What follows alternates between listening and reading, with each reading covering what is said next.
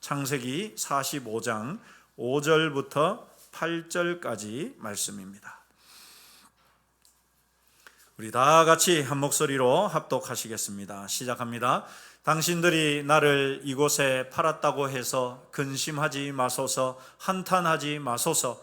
하나님이 생명을 구원하시려고 나를 당신들보다 먼저 보내셨나이다.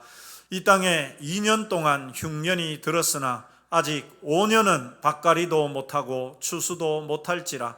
하나님이 큰 구원으로 당신들의 생명을 보존하고 당신들의 후손을 세상에 두시려고 나를 당신들보다 먼저 보내셨나니, 그런즉 나를 이리로 보낸 이는 당신들이 아니요 하나님이시라. 하나님이 나를 바로에게 아버지로 삼으시고 그 온 집의 주로 삼으시며 애굽 온 땅의 통치자로 삼으셨나이다. 아멘. 여러분, 요셉이 결정적으로 자기 형들에게 자신을 밝힌 계기가 있었습니다.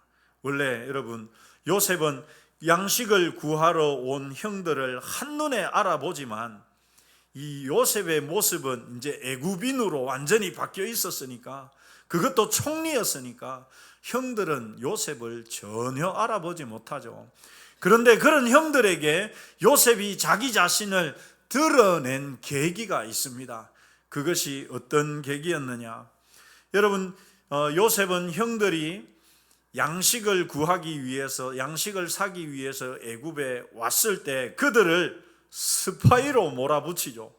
그래서 형들이 곤란하게 만듭니다. 이것은 요셉이 형들을 시험하기 위함이었습니다. 요셉이 왜 형들을 시험했느냐?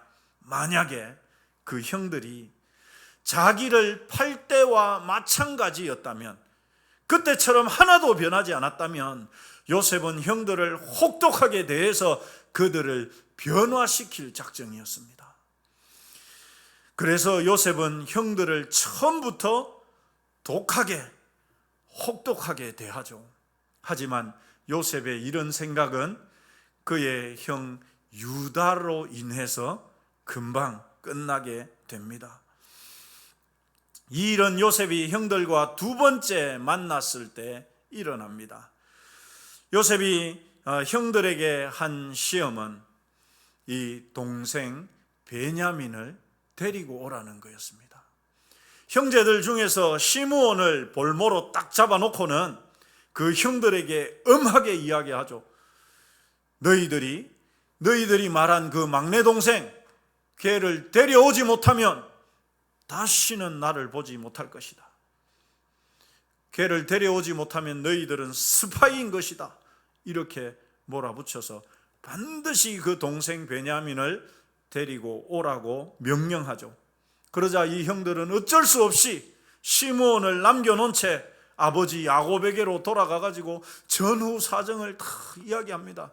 그런데 이 아버지 야곱은 이미 그가 사랑하는 이 아들 요셉을 잃어버렸다고 생각하니까 그 동생 되는 베냐민만큼은 절대로 잊을 수 없다고, 그래서 베냐민은 보낼 수 없다고 완강하게 버티죠. 하지만 여러분, 혹독한 가뭄은 계속되었고 애굽에서 사온 양식도 다 떨어졌습니다. 다시 야곱 가족은 어려움을 만나고, 그래서 어쩔 수 없이 다시 애굽에 가서 양식을 사와야만 했습니다. 그때 유다가 아버지에게 이렇게 말하죠. 우리 8절, 43장 8절 9절 같이 읽어보시죠. 시작합니다. 유다가 그의 아버지 이스라엘에게 이르되 저 아이를 나와 함께 보내시면 우리가 곧 가리니 그러면 우리와 아버지와 우리 어린아이들이 다 살고 죽지 아니하리이다. 내가 그를 위하여 담보가 되오리니 아버지께서 내 손에서 그를 찾으소서. 내가 만일 그를 아버지께 데려다가 아버지 앞에 두지 아니하면 내가 영원히 죄를 지리이다. 유다가 여러분 아버지에게 나서서 사정합니다. 아버지, 저 동생 베냐민을 우리와 함께 보내야 됩니다. 그렇지 않으면 우리가 갈 수가 없습니다. 내가 내 생명을 아버지께 담보로 맡길 테니까 내가 반드시 동생 베냐민을 데리고 올 테니까 아버지 베냐민을 우리와 같이 보내달라고 그렇게 아버지에게 사정하죠. 유다의 말을 들은 아버지 야곱도 어쩔 수 없이 베냐민을 형들과 함께 보냅니다. 그렇게 이들은 다시 요셉 앞에 섰습니다.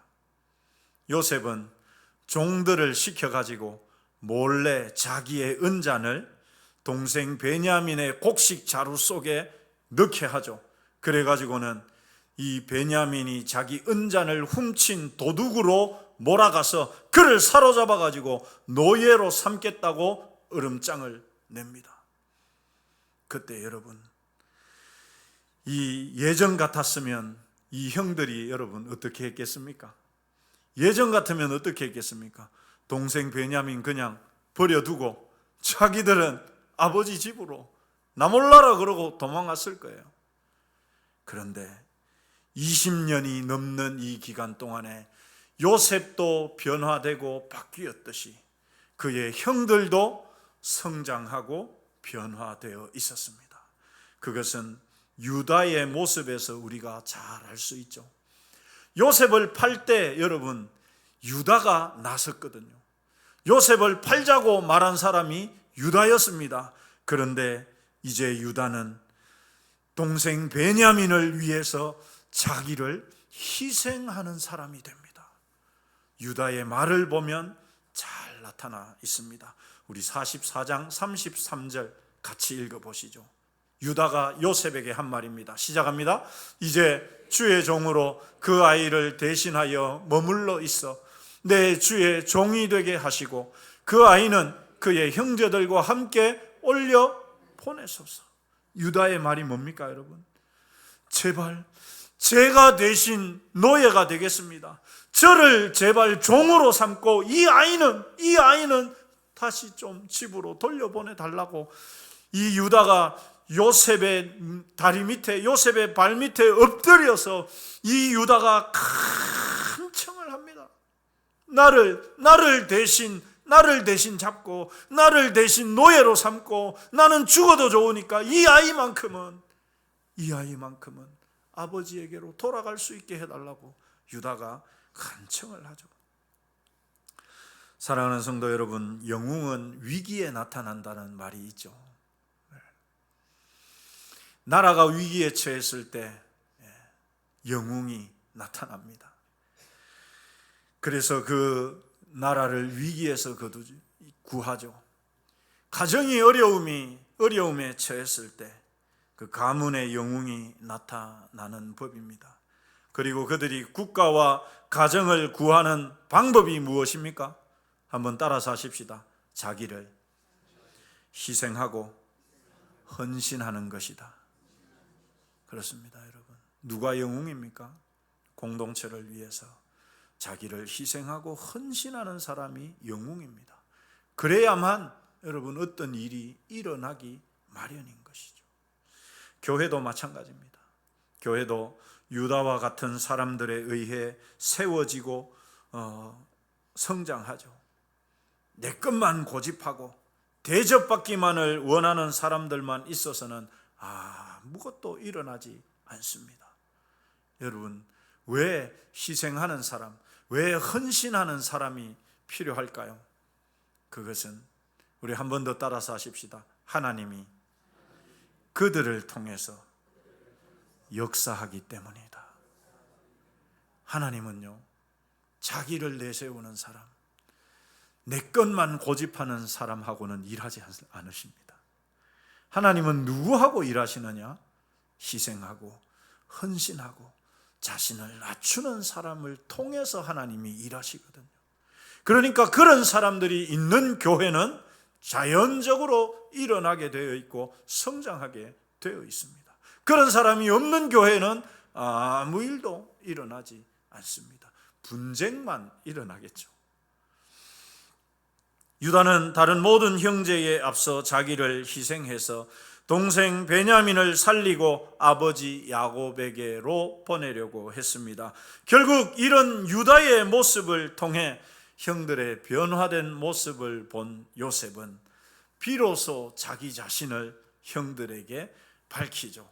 우리 3절 같이 읽어보십시다. 시작합니다. 요셉이 그 형들에게 이르되 나는 요셉이라 내 아버지께서 아직 살아계시나이까?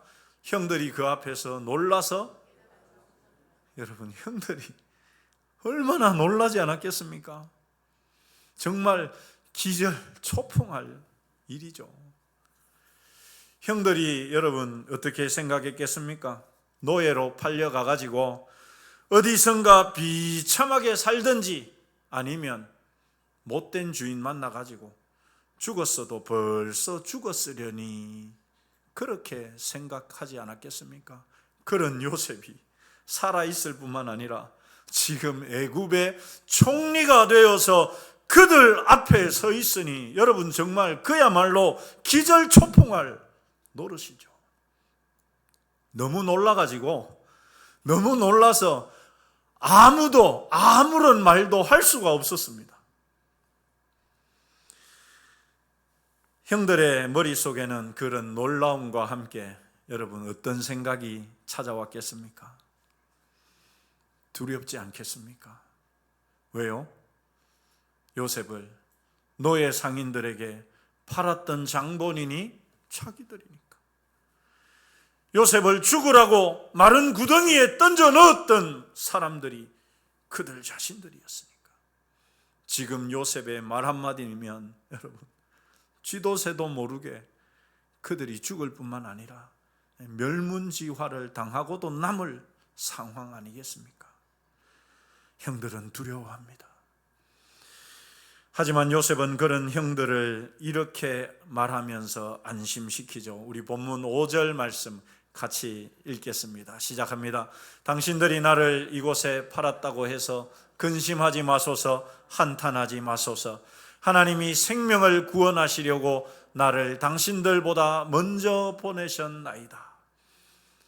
여러분 형들에게 요셉은 안심시킵니다. 뿐만이 아니죠. 형들을 용서합니다. 여러분 이 요셉이 지금 애굽의 총리가 되어가지고 이제 편안하고 넉넉한 삶을 살기 때문에 형들을 용서한 것이 아닙니다. 오히려 여러분 그런 자리에 올라간 사람일수록 더 용서하지 않고 그래서 되갚아주고 복수하는 사람들도 얼마든지 여러분 있지 않습니까? 요셉은 어떻게 이런 형들을 이렇게 용서할 수 있었을까요? 이런저런 해석들이 있습니다만은 저는 이 요셉이 총리가 되기 전에는 형들을 용서하지 못했다는 데 동의합니다. 사실 여러분 요셉은 그럴 정신도 여유도 아마 없었을 거예요. 왜냐하면 그의 삶이 지금까지 너무도 막 스펙타클하게 살아왔기 때문에, 정신없이 바쁘게 살아왔기 때문에, 물론 순간순간 여러분 형들에 대한 미움, 복수심 불쑥불쑥 올라오기는 했겠죠. 그런데 총리가 되고 나서 보니까 비로소 여러분 요셉이 중요한 사실을 깨닫게 됩니다. 요셉이 깨달은 사실, 우리가 읽었던 본문 7절과 8절에 이렇게 알려주죠. 우리 같이 읽어보십시다. 시작합니다. 하나님이 큰 구원으로 당신들의 생명을 보존하고 당신들의 후손을 세상에 두시려고 나를 당신들보다 먼저 보내셨나니 그런즉 나를 이리로 보낸 이는 당신들이 아니요 누구라고요? 하나님이라. 요셉이 총리가 되고 보니까, 총리가 되고 나서 깨달은 사실이 뭐냐? 형들이 나를 팔아가지고 내가 애굽에 온 것이 아니라 하나님이 나를 애굽에 보내셨구나. 하나님이 형들을 통해 가지고, 형들을 이용해 가지고 나를 애굽에 보내셨구나. 이것을 요셉이 깨달은 것입니다.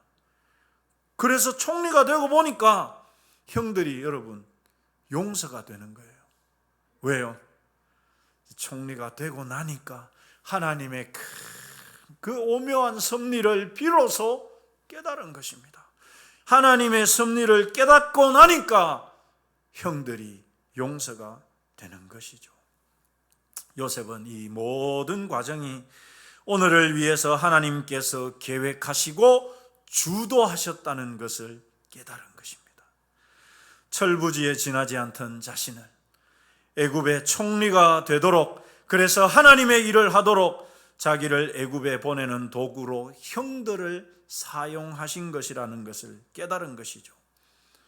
총리가 되고 나니까 비로소 하나님의 섭리가 보인 것입니다. 여러분, 마치 그런 거예요. 아브라함이 이 이삭을 번제로 바치려던 상황과 비슷한 것입니다. 여러분, 아브라함이 하나님께서 정하신 장소, 그 산 꼭대기까지 오르기 전에는, 이삭을 결박해가지고 칼로 그를 찌르려고 하기 전에는 저 덤불에 뿔이 걸려있는 순양이 눈에 보이지 않았습니다. 아니, 여러분, 하나님께서 그 순양을 감추어 두셨습니다. 정말 믿음의 절박한 상황에 도달했을 때 비로소 하나님이 예비해 놓으신 것이 눈에 보이더라는 것입니다. 여러분, 홍해 앞바다는 이스라엘 백성들이 도착하기 전까지는 갈라지지 않았습니다. 그렇죠, 여러분. 애굽의 군대가 코앞에까지 따라와서 죽을 상황이 되었을 때 비로소 홍해 바다가 쫙 갈라졌습니다. 요단강은 언약궤를 맨 제사장들의 발이 물가에 잠겼을 때 비로소 끊어졌습니다. 하나님의 역사는 여러분 이렇게 일어납니다. 하나님의 섭리가 분명하게 있지만, 하나님의 역사는 분명하게 있지만, 그 하나님의 역사, 그 하나님의 섭리는 때가 되기 전에는 우리가 알 수도 없고 우리 눈에 보이지도 않습니다. 그래서 여러분, 저와 여러분에게 필요한 것이 있습니다. 그것이 무엇일까요? 따라서 하십시다. 믿음이다. 여러분, 우리 눈에는 지금 하나님께서 일해가는 그 과정이 보이지 않아요. 하나님께서 분명히 역사하고 계신데도 불구하고 그 하나님의 역사가 우리 눈에 지금은 보이지 않는단 말입니다. 그런데 그럼에도 불구하고 우리는 하나님이 역사하신다는 사실을 어떻게 해야 됩니까? 믿어야 된다는 말이죠. 하나님이 분명히 지금 역사하고 있다. 하나님의 선한 섭리가 지금 내가 그 하나님의 선한 섭리 안에 있다. 이것을 우리가 믿어요. 여러분, 믿음이 무엇입니까? 다 보이는 것을, 다 아는 것을 믿는 것은 믿음이 아니에요, 여러분. 믿음이 무엇입니까? 보이지 않지만 보이는 듯이 믿는 것, 들리지 않지만 들리는 듯이 믿는 것, 그것이 믿음이죠. 그래서 여러분, 우리가 히브리서 11장 1절에 이 믿음의 정의를 다 잘 알고 있지 않습니까? 믿음이 뭐냐? 내가 바라는데 그게 지금 눈에 안 보여. 눈에 아무것도 보이지 않지만 믿음이 뭐냐? 내가 그 바라는 것을 실제로 보는 거예요. 보이지 않는 것에 분명한 증거, 그것이 믿음이다. 믿음이다. 이렇게 말씀하는 것이죠. 그런데도 여러분, 우리는 하나님께 자꾸만 미리 홍해 바다를 쫙 갈라놓아 달라고 그렇게 하나님께 요구합니다. 우리가 도착하기 전에, 우리가 가기 전에 요단강이 갈라져 가지고 마른 땅이 되어 있게 해달라고 우리는 기도하죠, 여러분. 하지만 하나님의 역사는 그렇게 일어나지 않습니다. 하나님은 우리 한 사람 한 사람을 마치 지금의 요셉과 같이 여러 사람들을 통해서, 여러 사건들을 통해서 다듬고 훈련해 가십니다. 여러분, 그 사건들에는요, 우리에게 기쁘고 좋은 일들도 있죠. 그러나 어떤 것은 눈물나게 고통스럽고 아픈 것들도 있습니다. 어떤 것은 어떤 사람은 내게 사랑과 은혜를 베푸는 사람이 있는가 하면 어떤 사람은 내게 고통과 상처를 주는 사람들도 분명히 있습니다. 그러나 분명한 한 가지 사실은 뭐냐? 그 모든 것들을 통해서 좋은 일이든지 나쁜 일이든지 나에게 좋은 사람이든지 나쁜 사람이든지 이 모든 것들을 통해서 하나님이 나를 다듬고 훈련해 가신다는 사실입니다. 여러분 믿으십니까? 좋은 일들만 있는 것이 아닙니다. 좋지 않은 일들, 고통스럽고 아픈 일들도 있습니다. 좋은 사람들만 있는 것이 아닙니다.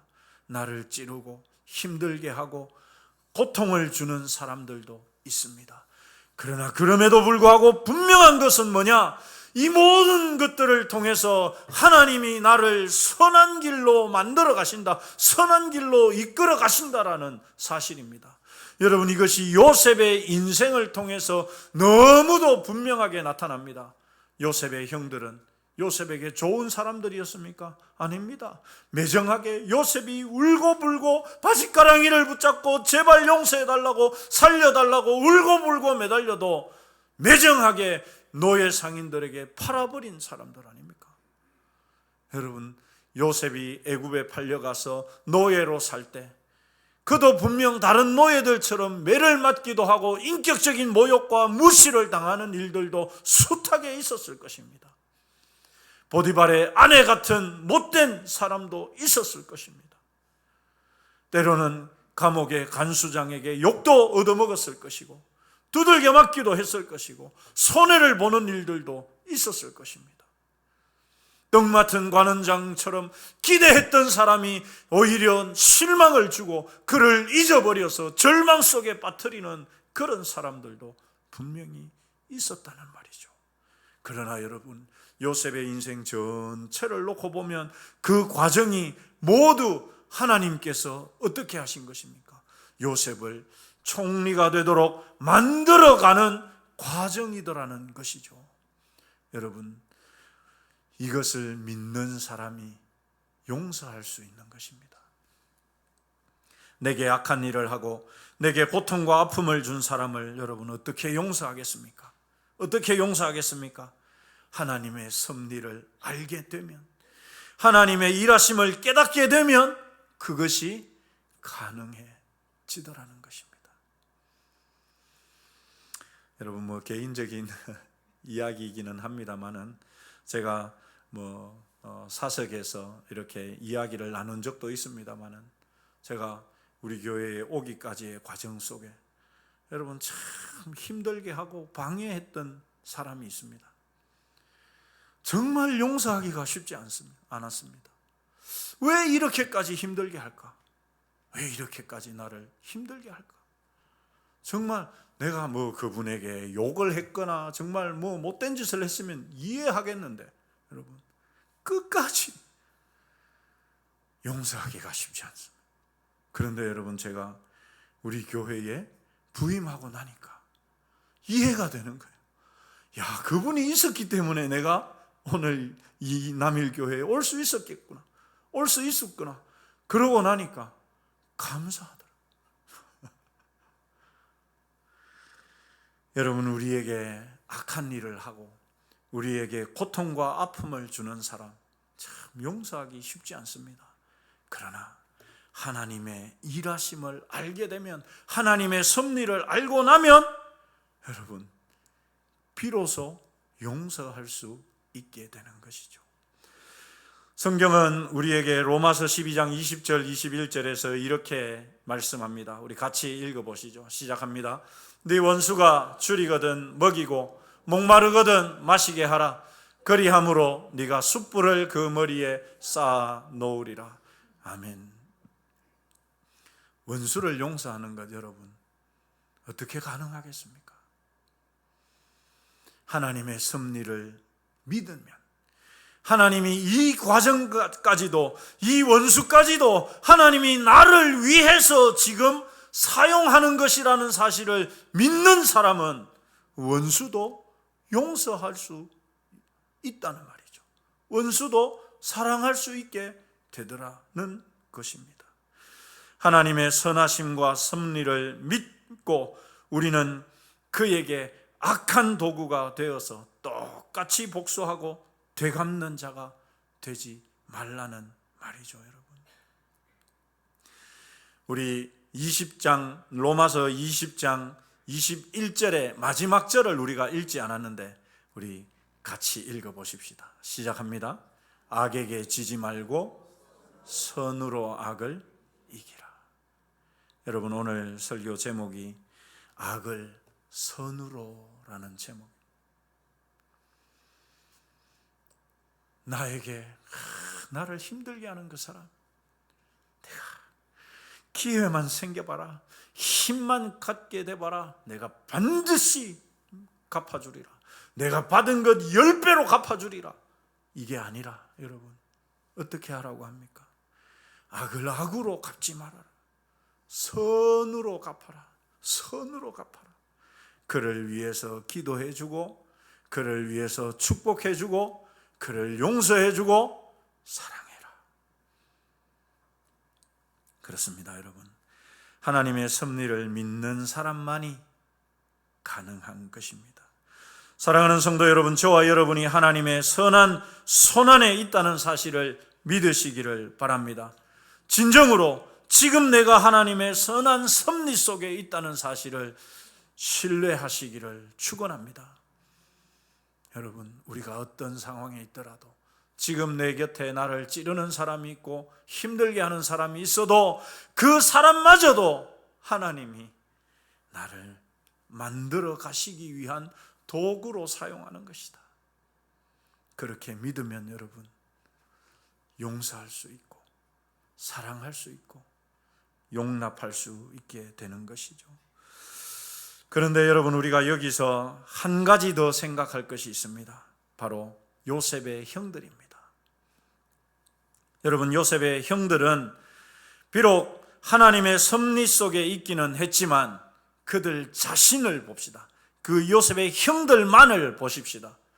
그들은 선한 도구였습니까? 악한 도구였습니까?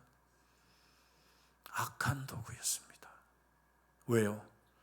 동생에 대한 시기와 질투에 눈이 멀어서 그 동생을 노예로 파는 악한 짓을 했기 때문이죠. 그들은 여러분, 악한 도구가 되었습니다.